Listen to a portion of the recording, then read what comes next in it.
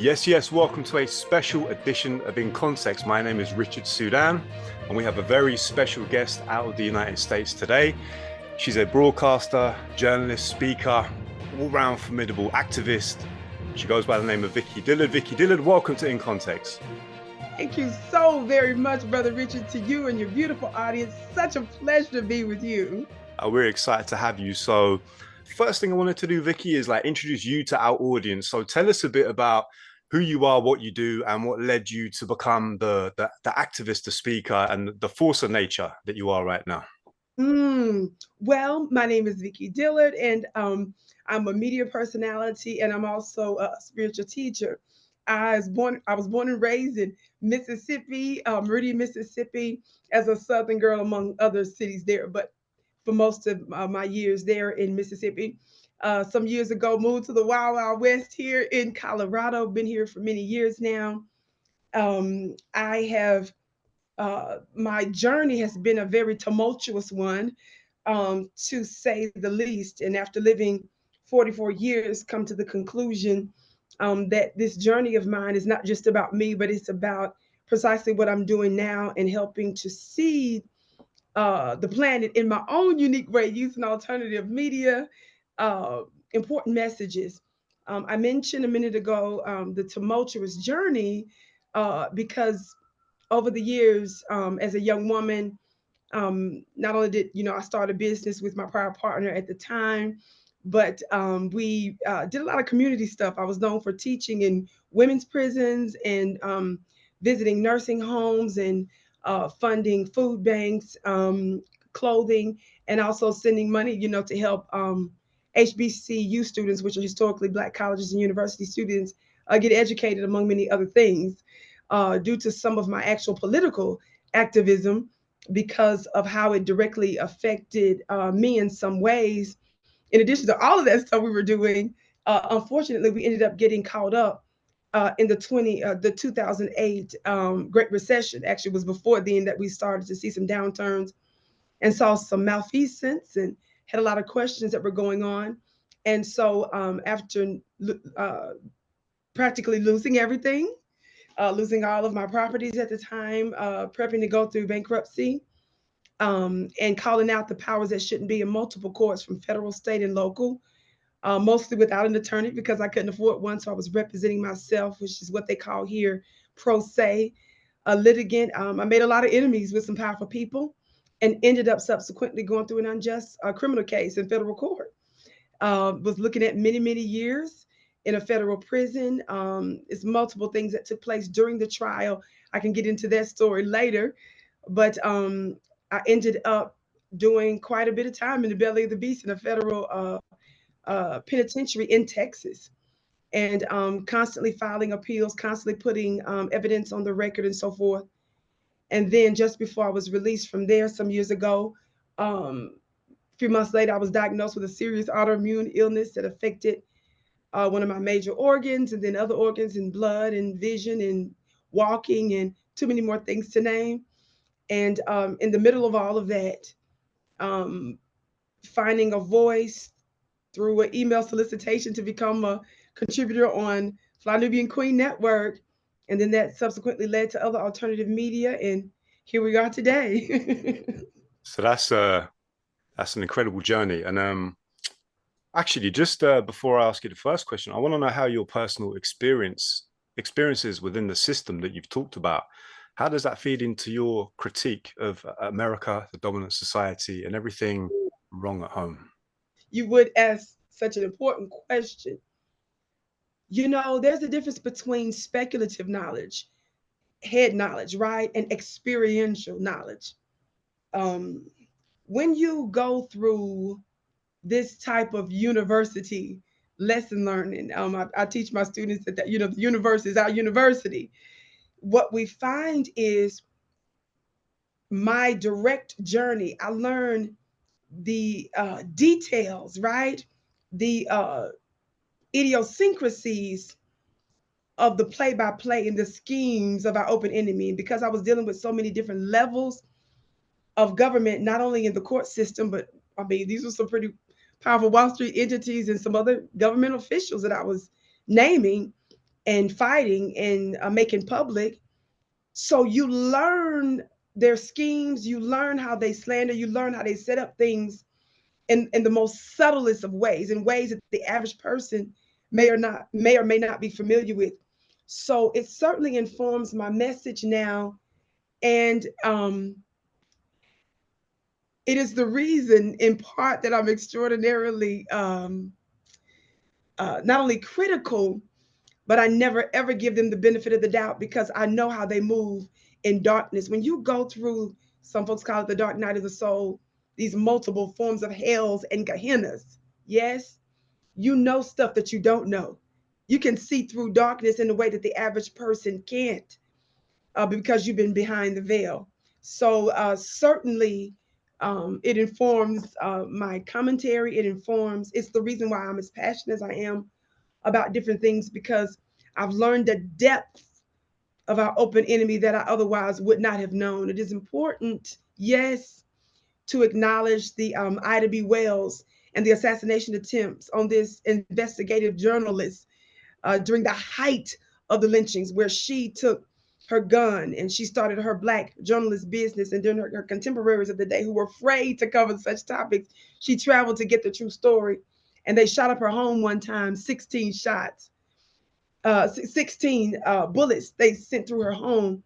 And she still kept doing her thing. When these individuals we learn about, we know about the schemes of the government with Dr. King, and we found out that they were probably telling him to kill himself or they would do X, Y, and Z. Yes, we know about how they approached Malcolm X here. Yes, we know how they solicited the mafia to assist him in the assassination and the murder of some of our people. We understand about COINTELPRO. It was ordered by the US government to specifically target Black Americans. That's important information to know. But Brother Richard, if I didn't have any of that information, I don't need anything outside of my own story to know how they operate and move. I said all that to say this. So that's that moves me in a kind of a different way. That's a super powerful testimony and a unique story. I've never heard anything like it. Now, given the system, this is something I've been dying to ask you actually. I always try to be fair and nuanced in my critique of politicians, whatever stripe they're on, wherever they're from, right? You know, as the saying Yeah. goes, every saint has a past, every sinner has a future. 4 years ago, 3 years ago, Joe Biden took the podium. He rode the coattails of the Black vote to get to the White House. And in spite of all his track record of racism, which is a matter of historical fact, his comments during the campaign, you're not Black if you don't vote for me, he still got the Black vote, helped him into the White House. And he said, Black America, I'll always have your back. Now, I know you've been watching closely. I've been watching closely. What's your assessment of Biden's first term? When he said that he would have our back, he was actually right in that statement. He's so far back. I'm just going to leave that there. My assessment has not changed at all from the beginning. And I say that because my disgust with this man, of course, has to do with his very, very long, nearly 40-year track record of anti Black legislation.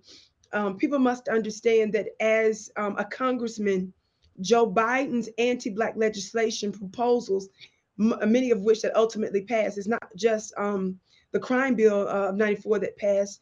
He was responsible for signing off on a whole lot of other previous legislation, but some of his legislation was so anti Black that even some of the presidents, Republican president that he tried to propose some of the stuff to, found it a little questionable, his extreme policy proposals. And he was very adept at getting Republican assistance with everything that he did. And that's important, not because, of course, we all want bipartisanship. We're saying that's important because this is the one thing, the Republicans were always known to be publicly, openly anti-Black, right? But the Democrats were mostly known to conceal their anti-Blackness, which of course makes them most dangerous. So that tells you something when he had overwhelming support from the Republican Party over the many years. Well, folks, What I want you to understand is that when Barack Obama chose him as his vice president candidate, his option there, Obama received a lot of backlash from the Democrat Party because all of the Democrat Party knew he was racist. This was a thing. Nobody could believe that Obama, of all of the people, would pick the most racist Democrat in the field. And so, but Obama made a calculation that he would use him obviously to get what? The white working class vote that tends to lean, anti-black, and they resonate, with that racist tinge that was always very clear in his political career. So that's number one. So I blame Obama because Joe Biden tried to be president on his own over several decades and it never worked. And so I believe our first so-called black president is the one that really opened up the door to make it easy for him to become the president of the United States. That's number one.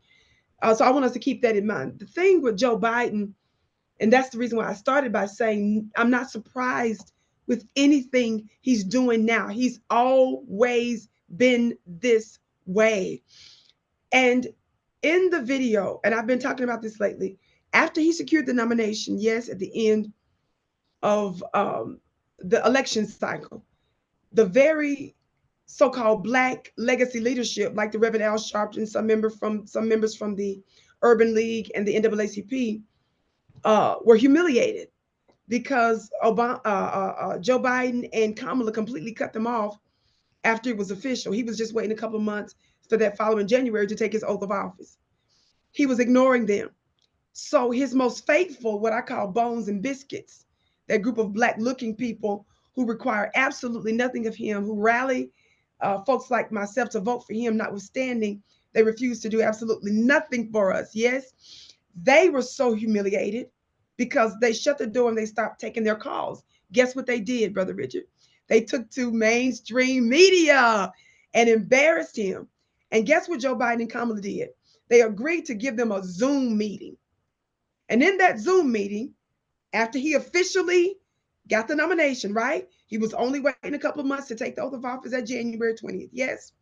In that Zoom meeting, he's recorded talking about so-called racial progress. And then he goes off on this tangent and says that America is doomed not just because of black folks, but because white folks, Europeans in America, are going to be the minority come 2040. And then he took it further to tell black folks and the Hispanic numbers are going to be increased, and you guys are going to be forced to work with them. Now, everybody and their mama ran out to try to fix it. The typical mainstream media ran out. As soon as you put that up, they'll say how we took it out of context. They don't say that the video was altered, right? They say play the couple of sentences that he said before that when he was actually talking about racial progress. And if we don't make racial progress, America is doomed. I'm bringing that up because this man, even considering the first part, the context of that,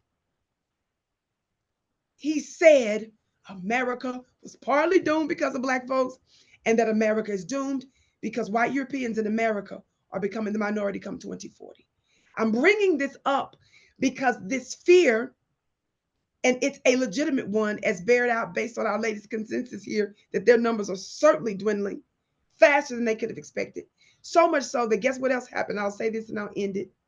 Chuck Schumer, the Democrat Senate leader. I'm emphasizing that these are Democrats because you would think this would come from the Republican Party, who's openly anti-black, right? No, your friendly New York Senate leader, Democrat, Chuck Schumer, came out and said during the presser that the reason we need to legalize the more than 11 illegal immigrants that have come to the country, he said this, is because there's a certain group of people who have failed to produce children like they used to.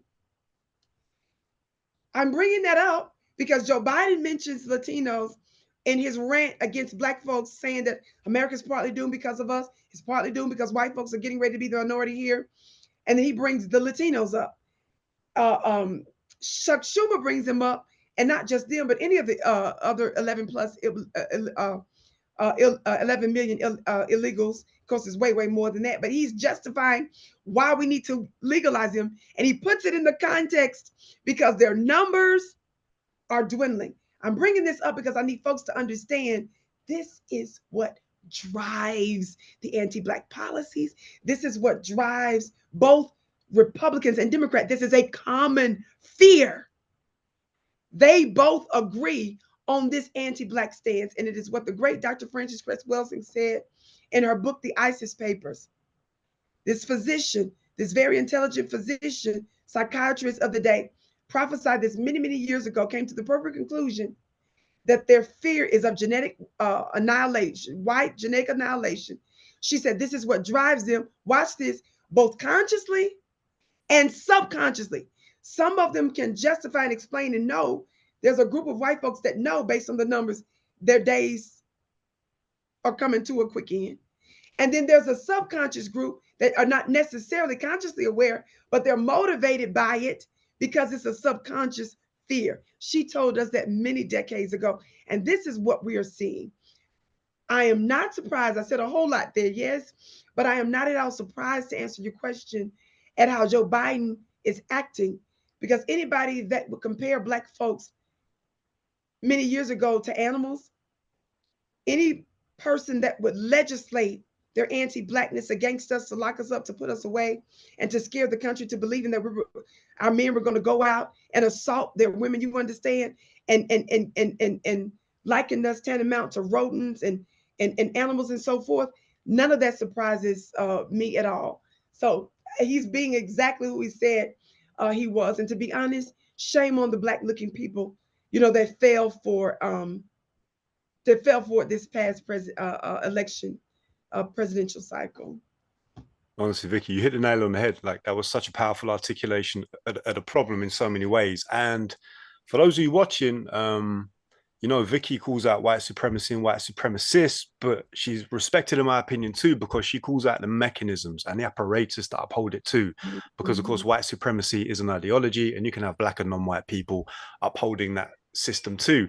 To that end, I just wanted to ask your thoughts, because over here there's a lot of discussions when we talk about America. People bring up the Congressional Black Caucus, they bring up the H40 bill, they bring up certain figures within the Democrats. Now, one thing I want to preface here, a lot of people say when we critique the Democrats, oh, you're a Republican enabler. We'll critique the Republican president if and when that president arrives. Right now, we have a Democratic president. So what I wanted to ask you, Vicky, is how do you see, if you see them, the kind of mechanisms around the left, be it the Democrats and others, in fact, let's talk about the Democratic Black Caucus. What's your view on that? Because I hear different things, but the critique I hear of it from FBA, from Black Americans generally, is often pretty scathing. It absolutely is scathing, and rightly so. Even if you go on their website, and most importantly, if you look at the things that they've pushed and the things that they've been behind, Brother Richard, and to you and your audience, there are no specific Black policies that you really see them pushing. In fact, you see that they just give lip service to this notion of reparations under pressure. And when they talk about reparations, it's just within the context of let's do this study. And it's always right around election time to trick Black folks into voting, to make them feel like, hey, we're giving a voice to what you've been saying the whole time. They're advocating a lot of stuff for immigrants on their website. They're advocating all kinds of other things. Let me tell you something I've called out recently with them. They were recently, I did this, I pulled up some of the receipts on this, and it's available now, but it was not as widely known, of course, during the initial stages of COVID. Do you know that we just found out that certain civil rights organization, of course, that includes Black-looking groups, similar Black-looking groups, were getting paid by certain pharmaceutical corporations to push the mandates, and documents that where they're supposed to normally disclose and make it to the public, some of it was not disclosed. They were receiving so much pushback from Black Americans, for example, concerning the mandates, concerning the shots, And not everybody was against the vaccines and so forth. They were just asking simple questions. But Mm, there was an inordinate amount of pressure, you see, that was placed on us. They magically came up with money for groceries and other incentives and gift certificates and gas money and days off work. I mean, it was unbelievable the stuff they were coming up with. They had old school hip hop artists changing famous songs to stuff related to the shot. mm, We were being mocked. We were being humiliated. They even had Fauci and the DC mayor mural, whatever her name is, going from block to block. And of course, when they were showing up to black folks' homes, some of them were just absolutely humiliating them with intelligence and logic about the efficacy of these different things. So I'm bringing those particular issues up because it was clear pushback from black society, but they didn't care. mm. They just kept pressuring us to get in line and refusing to push what we tell them to push. So this is the reason why the assessment of the Black caucus is laughable amongst most Black Americans here in the United States because they absolutely are laughable. It's just a name, it's a plaything, it's a group that enjoys breakfast and getting, a congressional pictures for things here and there and whatever little funding that they're getting. It is absolutely ineffective. They're not pushing specific pro Black policies or issues. They always end up folding under pressure. So, we don't recognize them, as anything that we can rely on, and certainly not a mechanism within Congress that's a voice for Black Americans. So, absolutely not. Mm.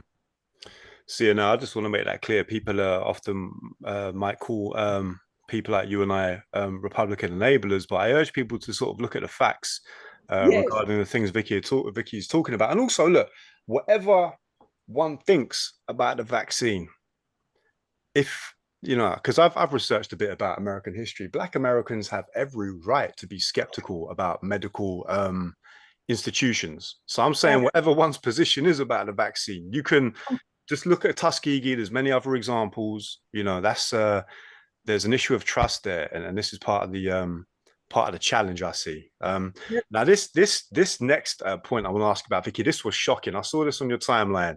I had to double take. I said, Vicky, really, really? But Richard.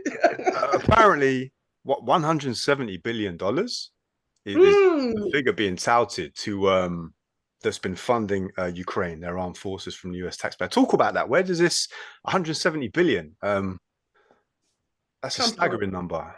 It is an absolutely staggering number, and it is not, and of course I'm aware of this, a number that we're hearing or seeing at all, right, in mainstream or any form of real mass media. Let me tell you something. I'm bringing up this Ukraine issue. I'm bringing up this Russia issue, this notion of geopolitics, and directly connecting it to the Black grassroots of foundational Black Americans in connection with our demand for specific economic policies for us. Now, I am using some of the most recent events in our world where we have funded this proxy war, and this is Vicky talking, with Russia, led by the United States through NATO, yes, using Ukraine to do its dirty business. Now, I just want to give a little bit of background before I get to this. I was initially quoting numbers that were probably in the 40s. Then when I saw other reports, then I increased it a little bit to 50 some million, a billion, excuse me, dollars that we were funding it. And then me being someone that's not in the minutia of certain things, I had to really research, I had to really pull up numbers and so forth. And I'm like, why are these numbers so fuzzy? And why is it that they're being very careful with the language that they're using about this money? Well, it was this many billions for this and this and that, right? Well, I want to say this before I get to the numbers. Some of you may or may not remember early summer, and I'm looking at this AP piece. You can look this one up. This is from the AP. It's literally titled "Pentagon Accounting Error Provides an Extra 6.2 Billion for Ukraine Military Aid." We made a spectacle about this, but the mainstream media kept it real quiet, right? Mm. And of course, the AP and some of the other print publications, they know they have a responsibility to at least put it out there, but they practically buried the story, and they know the average person isn't going to look for it. Well, this piece starts by saying the Pentagon said Tuesday Again, this was written June 20th, so the early part of summer. The Pentagon said Tuesday it overestimated the value of the weapons it sent to Ukraine by 6.2 billion over the past 2 years. About double early estimates, resulting in a surplus that would be used for future security packages. The Pentagon spokeswoman Sabrina Singh said in a detailed review of the accounting error, come on, y'all. Come on, family. Where are my intelligent Black people around the world? Accounting error found that the military services used replacement costs rather than the book value of equipment that was pulled for the Pentagon stocks and sent to Ukraine. So the government comes out and admits that there's this 6.2 billion accounting error. Oops, we accidentally sent extra. It was an accounting error, 6.2 billion. Then they kept messing with the numbers again. I started quoting other ones. Then I went to other sources, alternative sources, and I saw where one was 102 billion. The latest number I got, y'all ready for this? How many of y'all know who Mr. Lavrov is? Ukraine's foreign minister. Oh, he's a Russian foreign minister, right? Lavrov. You got it. You got it. Ukraine. I'm sorry, I said Ukraine. Russia, yes, Lavrov. Russia, thank you. So that was the latest numbers, 170 billion. That's where I got some of the latest numbers. And you may want to ask me, well, why would you, Vicky, rely on those numbers? I'm simply saying that this is the latest figure that I got. This is from someone that's a governmental official. I have checked out many of the things that they've said in the past. I found them to be accurate. And based on the previous reporting that I've done and things that I have researched, like some of the reporting I've done in the past, like some of the things I just referred to there. And by the way, I want to throw this out, August 10th, this piece that I'm reading from PBS News. Biden asked Congress now for an additional 13 billion to support Ukraine and another 12 billion for disaster fund. You know that the Secretary of State Blinken just left Ukraine, did a whole other billion. Let me tell you something. How many of you all have been keeping up with the corruption of the money that Ukraine have been misusing, billions of dollars of our very taxpayer dollars that we sent over there to them, to the point to where earlier this year and even recently, they've been getting rid of some of the military folks, some of the official government officials that they claimed that they blamed it on. Do you know, how many of you all know who Cy Hurst is? Cy Hurst is this revered writer, not just in America, to be honest, but in other parts of the world, because he's known as exposing corruption with always inside legitimate, credible inside government sources, right? Just to add, Vicky, sorry to cut you for the viewers, he's a Pulitzer Prize winner, I believe, and he did stuff around the Nord Stream pipeline. So yes, people can say what they want about me and Vicky, but Seymour Hersh is Pulitzer certified. Go ahead, Vicky. Yeah, thank you so much for inserting that. Pull up his piece he did some months back where he busted the fact. He said at a minimum, this is admitted, this is credible evidence. He did a piece on this that showed at a minimum at least $500 million of some of our dollars were siphoned directly with Zelensky and some of the others. So much so that I saw another clip from a former FBI official who came out and said that the way in which they were flagrantly, openly, publicly doing this stuff, they're buying houses throughout the United States. They got all kinds of accounts all over the world. It's so crazy. And then there's a part of his report, Cy Hurst, is talking about basically how they're using some of these funds, billions of dollars that they've siphoned, to serve as ultimate contracts so they can become contractors, front groups in other parts of the world. Family, don't take my word for it. Please begin to look up some of these different things. And so because we're made to believe that because this person said it here, we're supposed to just take the word of the government. Nobody knows this beast better than us in America. This beast is a liar. Their numbers are fuzzy. They went from admitting it was 40-some million, 50-some million. Some sources on alternative media, as I mentioned before, like this guy named Clayton Morris, you can look him up. I think some of their reporting shows at least 110 billion on their end. So in this latest piece, I watched the entire presser from Foreign Minister Lavrov of Russia. This was out, I believe, right after the BRICS summit, so you can pull that up. I'm giving you a little bit of information. You guys can find this. That's where he said it. But the 170 billion, brother Sudan, is not just for the war. Approximately half is for the war. and approximately half is us funding their government so that the Ukrainian government wouldn't collapse while we conducted this proxy war. Mm. Now listen Can to you imagine why mm, we should be upset here paying the pensions of government workers over there, ensuring that their rent, their mortgages, their car notes, their car loans, their electricity bills are paid? While we are suffering in the United States, the true founding fathers and mothers of this country have yet to receive one red cent for America. mm, And then, not only that, I did a piece on African Diaspora News Channel where I give content. I talked about that there is a form of Social Security benefits that Ukrainians get when they come here to apply, and they're put ahead of the line, put in front of the line of other folks, where they have this Social Security benefit, not just a traditional, because there are two different types of Social Security, but they're able to benefit off it, specifically the Ukrainians. And I mm. made a really big deal about that. This is disgusting. This is shameful. And those are some of the sources that I cite for those numbers. Yeah, and just to mention as well, regarding what you said about the benefits given to Ukrainian refugees, we had the same situation here in Europe. Now, to be clear, my personal politics is if you're legitimately running from war, you Legitimate, deserve shelter right? and sanctuary. But the point is, everyone should be afforded these things equally. And what Come we on have now. seen is refugees from Africa, from the Middle East, being Yes. treated as trash, whereas Yes. other refugees who are, let's just say it, white are welcomed in. The Exactly. whiteness is Exactly. a powerful Kool-Aid. A It hundred is. percent. Um, all A right, hundred so percent. just on I want to just quickly address And I another was going to say point. one more thing I want to add to Yeah, that. yeah, go ahead, go ahead. I won't go. I promise you, I won't go into detail. No, no, take your Just do time, a little, Vicky. just do a little bit of research, family.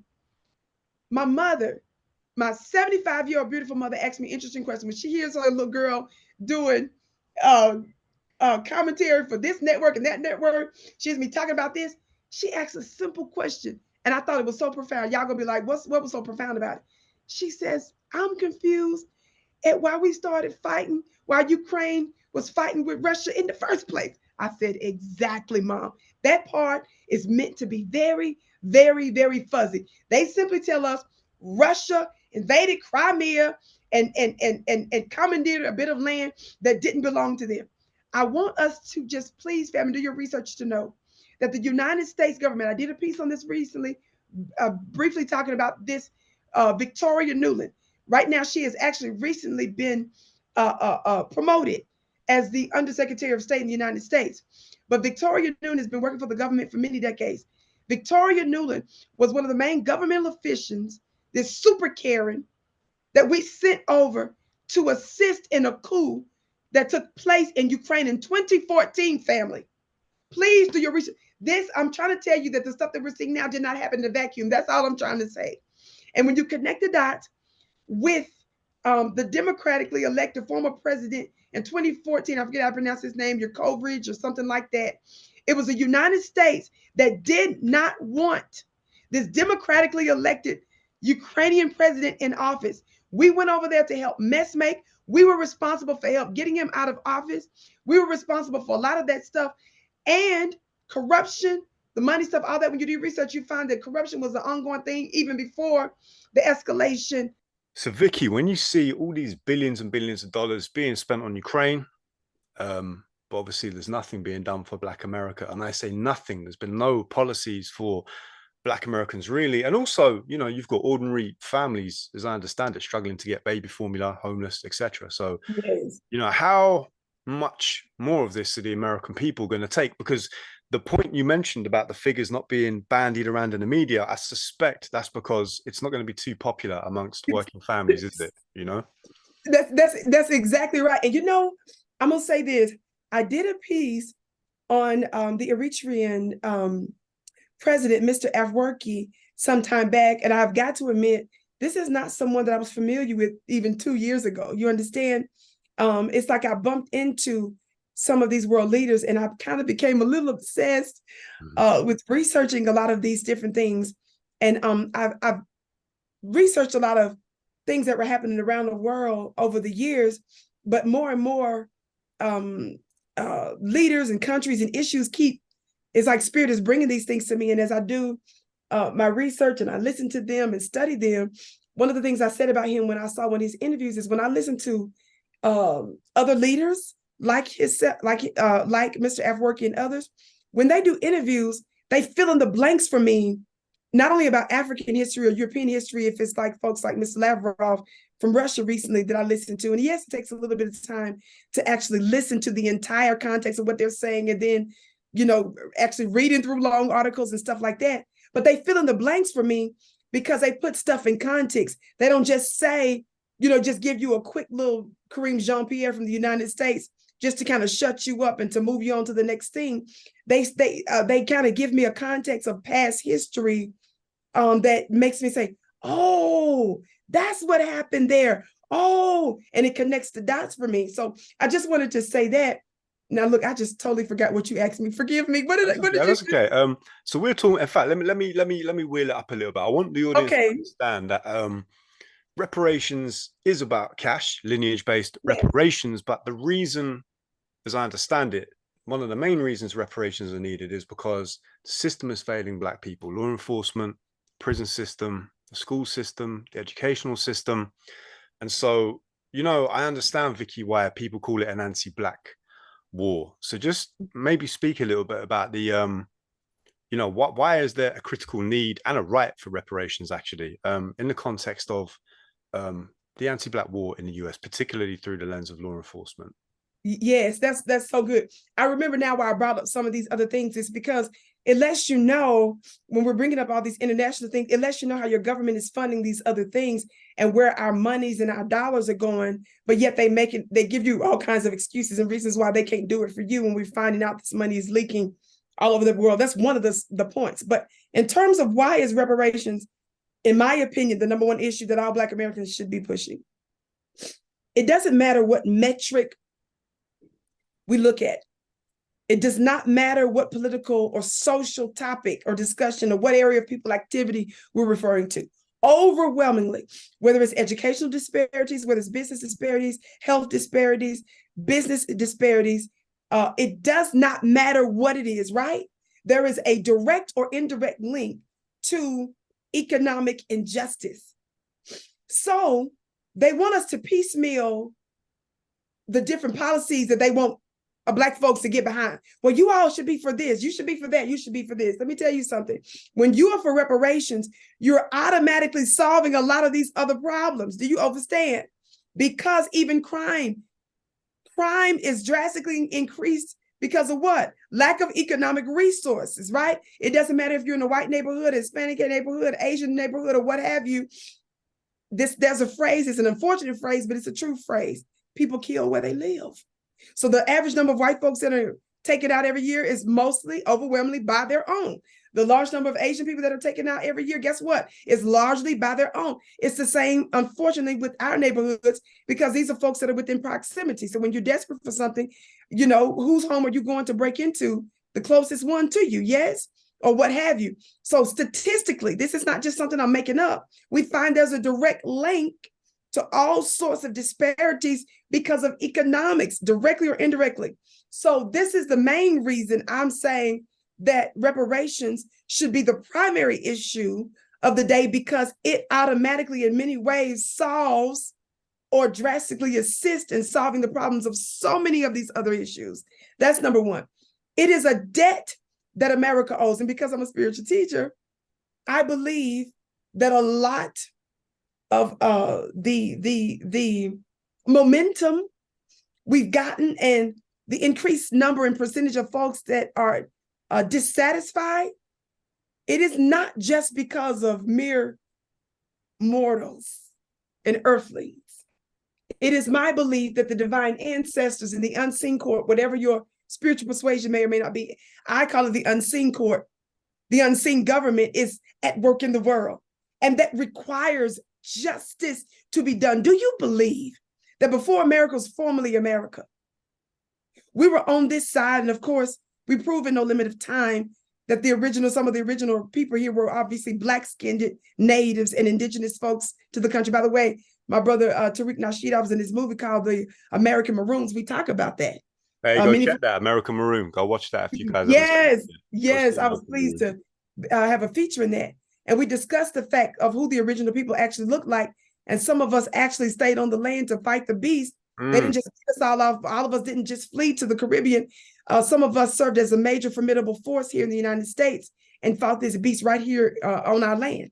Some of us, yes, were brought from the continent and stolen, but some of us were indigenous here. And they're all still considered to be foundational Black Americans, by the way. But watch this. It is important to understand.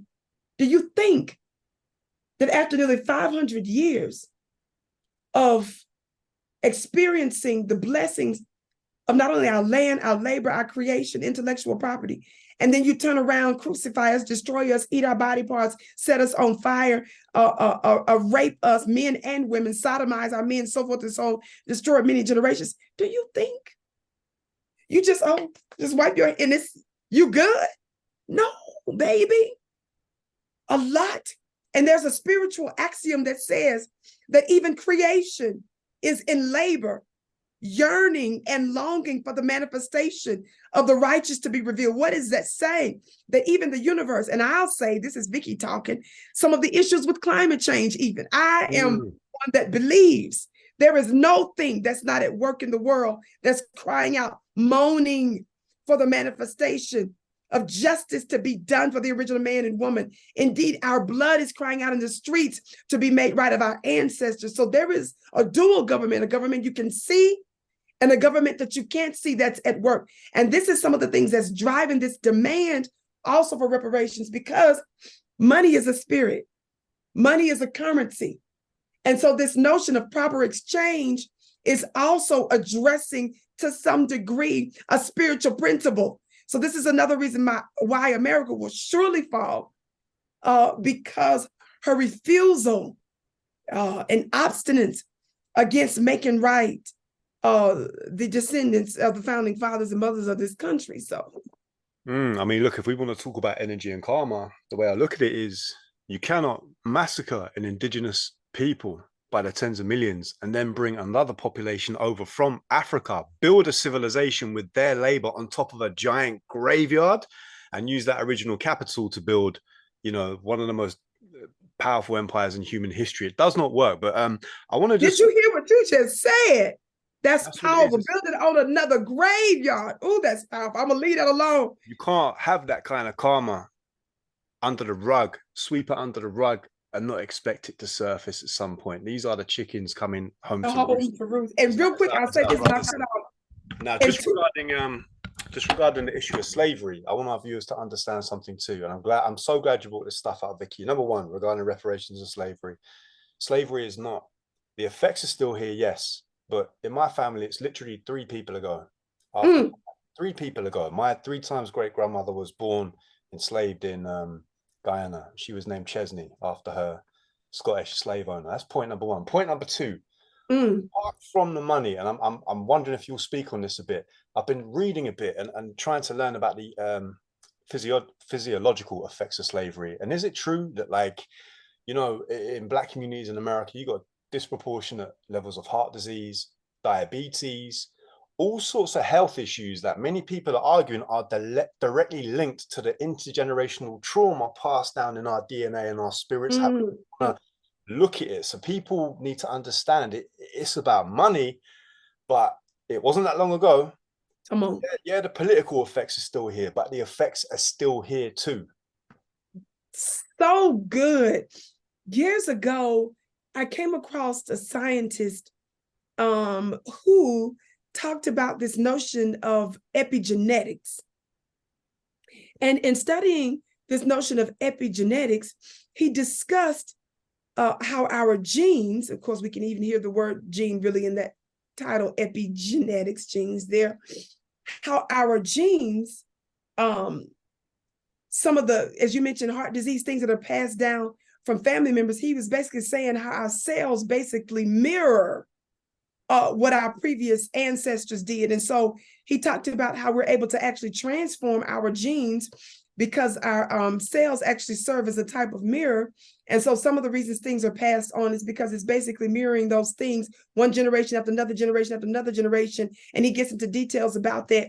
So it's certainly a physiological effect. And as you just said, and I mentioned earlier, there's no metric that we can look at where Black folks aren't at the bottom And it is certainly by design, including and especially our health. And even the things that we intake, one of the things that I want us to remember is that when what they call buck breaking, when they said the biggest, blackest, boldest, most fiercest male slave on the plantation, when they got ready to buck break him, when they got ready to beat him, they did it publicly.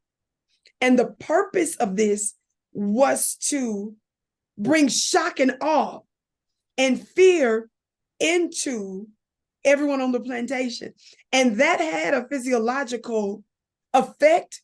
It also had a mental effect. We know the numbers when we look at our family on the plantation. Of course, we find that many of them died way, way, way, obviously, before their time at very, very, very young ages, because we were not meant to endure such things. So yes, there's absolutely a physiological effect, but there's also, notwithstanding those intentional things that were done that put us in the position to where we're unfortunately susceptible to so many diseases and illnesses, a predisposition for such things. We see, and if you get the book about medical apartheid, you alluded to this earlier when you were telling the audience that if anybody has any right to question COVID and the vaccine, it's us, because it wasn't obviously just Tuskegee.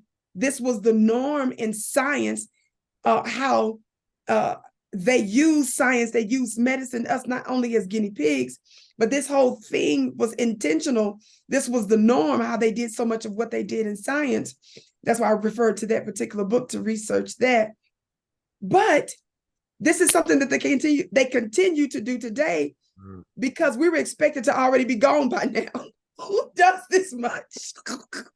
Who does this much to a people, right?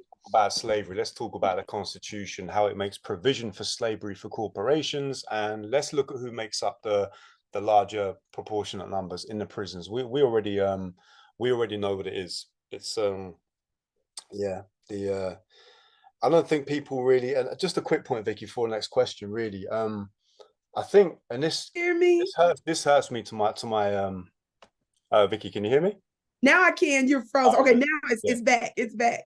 All right, so this is for really the people who like to compare the transatlantic slave trade, antebellum slavery, to indentured laborer, the Barbary slave trade, and what have you. Incomparable. I urge people, go and read a book by C.L.R. James called The Black Jacobins, my fellow Trinidadian. C.L.R. James, The Black Jacobins. He lays out the vile, inhumane, barbaric, unnecessary violence, physical, psychological, sexual, that was done to Black people in America, in the Caribbean. It's not a joke. I think people oftentimes just kind of think it's similar to other things. There's no similar, even we talk about the Arab slave trade, which was heinous. Again, there are like vast differences. Slavery is slavery. But what I'm trying to say to our viewers, Vicky, people listening, is that European slavery is a different ballgame. There's never been anything like it. That's right. Of course, it's race-based, because you can't tell us that, you know, as our beloved sister, Dr. Frances Cress Welsing, explains so eloquently in her lectures, you know, if the people who are coming and doing the colonizing are European, and every people they're colonizing is people of color, well, there we go. But yes, absolutely. Day long, you know. And sorry, Yes. but 1 million people in the Barbary slave trade is not comparable. So Yes, and I want to say this quick, and I really will say this quickly. The other thing, I love how you said when you do the research on your own family. I think I read a little bit about this from a newspaper when I connected with you a few months ago, and I was reading a little bit about your family history. I was like, this is absolutely amazing. What you just said, when you said it wasn't long ago, it was 3 people ago. But what we have to also understand about the American system is slavery never ended. It simply evolved. right. It just perfected itself. And we must not forget, it was chattel slavery. It was convict leasing. It was black codes. You understand? It was Jim Crow. It's the new Jim Crow. We've got to understand all the different forms. I did this whole piece. If you get this book called How White Folks Got So Rich, if you get this little mini book, you can literally read it from a 30-minute lunch break. That book is that tiny, but it's so power-packed, talking about the strategic laws and rules that were set and sanctioned by the government to sabotage Black folks. Not just This was literally sanctioned, and it talked about different laws and land grabs and resources that redirected over the years up until now, beloved, on how this thing happened. So we got to be very careful, because this enemy we're dealing with is very, very crafty. You understand? And so they'll tell you that it was a long time ago, even though there's still some things that there's no statute of limitation for. You still don't get to get out of that because you claim something was so long ago, but you're still benefiting. You still have the advantages of that thing from so long ago. That's the thing. And we have too many examples of other people groups in the United States whose descendants have long been deceased that we pay. And then we have this unbelievable precedent that America has set, that while we were still barely up from chattel slavery, in the thick of Jim Crow, Black Americans served in every single war. And even when it comes down to the Holocaust for the Germans and the Jews and so forth, we, leaving Jim Crow, helped to free you. You understand? We ended up sending our best over there and some of our taxpayer dollars under the Marshall Plan, not only from them, but also some of the other Asian countries. After we went to war with these countries, after we destroyed their land, what did America do along with some of the other countries? We have to economically, we sent money to repair the very lands that we were engaged in war with, and sent certain engineers and so forth to rebuild some of these countries. And you say to us, what? You understand? So I just wanted to throw that out there, just to keep some of the moving parts in mind as well. So Vicky, that's a powerful place to end it. There's so much more I want to ask you, but we're going to save some fire for the part 2. Okay, yes, let's do it. What's just last sort of little question really? What's your what's happening at the election? Who's going to win? What's it going to mean for Black America? Anything different, more of the same? And you know, what are the FBA family and Black Americans generally? What's the view about getting the agenda on the platform once and for all, policing, reparations, etc.?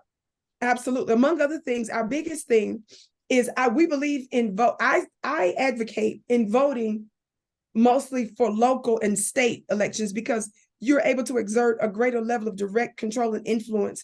You can affect, your school boards, what's happening with local government, police, and so forth, better their city council, stuff like that, because there are obviously laws that more directly affect you, that your votes in that sense has a greater, you can exert a greater level of agency over your own life in those. But specifically in terms of the presidential elections, which is a federal election, we are suggesting, those of us in Black Grassroots are suggesting abstention. Some folks will say, well, what is abstaining going to do? Well, that's not the question first. The first question is, after voting for the Democrats for 40-something years, what has your voting gotten you? That's the question. So we've been doing all this voting, and we find that our Black votes have gained extraordinary results for Afghans, Ukrainians, legal, illegal immigration, AAPI community, of course, the oppressive Caucasian forces that are constantly controlling all levels of government and power. They're still getting their benefits and so forth, and every other group, LGBTQ and everybody else. You can associate with any of these groups. These groups are not enemies to us. We're not trying to make them enemies. We're simply trying to say that you find a way to give substantive resources and policies for these groups. We're using our Black votes. And you keep telling us why it takes so long for us, and why we need studies, and why we just need to keep waiting. So we are saying, if you pull this up, Brother Richard, the Democrats are freaking out now. All of the mainstream media outlets are printing publications talking about how they're concerned about the numbers, and how the defection and the lack of interest that Black Americans have for this voting cycle. They're freaking out. They're sounding the alarm. It's been nonstop. What does that mean? That means that the slightest number of us that abstain from voting for them, could put the Democratic Party in peril. So we're saying that since you so desperately need us, and have over the years counted on our vote, because we're the only real group that gives you our vote for nothing, when someone so desperately needs your vote to make up the difference, that's not the time to say, let's show up and vote for nothing. That's the time to strategically use your vote as leverage. That's what we're suggesting. We're suggesting to be involved where you can on the local level as much as possible, but we're saying that we need to abstain specifically from this presidential election unless and until the Democrat Party says we are in a very substantive and real way going to push for reparations or specific economic policy for Black Americans. That's what we're suggesting. We're telling everybody to tell their moms, their aunties, their uncles, their daddies, their church folks, the mosque, the temples, the sanctuaries, or whatever your place, your social group. We're telling we need to get the word out now so that we can hold the line, because we're seeing a lot of movement right now. We're seeing presidential candidates have been talking about a lot of these things. They've been making some changes. Why? Because of us. It's because we are making this a mainstream narrative. And of course, they're trying to control the narrative and redirect it and to trick us, but we're not going to be tricked. We want tangibles. And that's, to keep it short, that's where we are with it.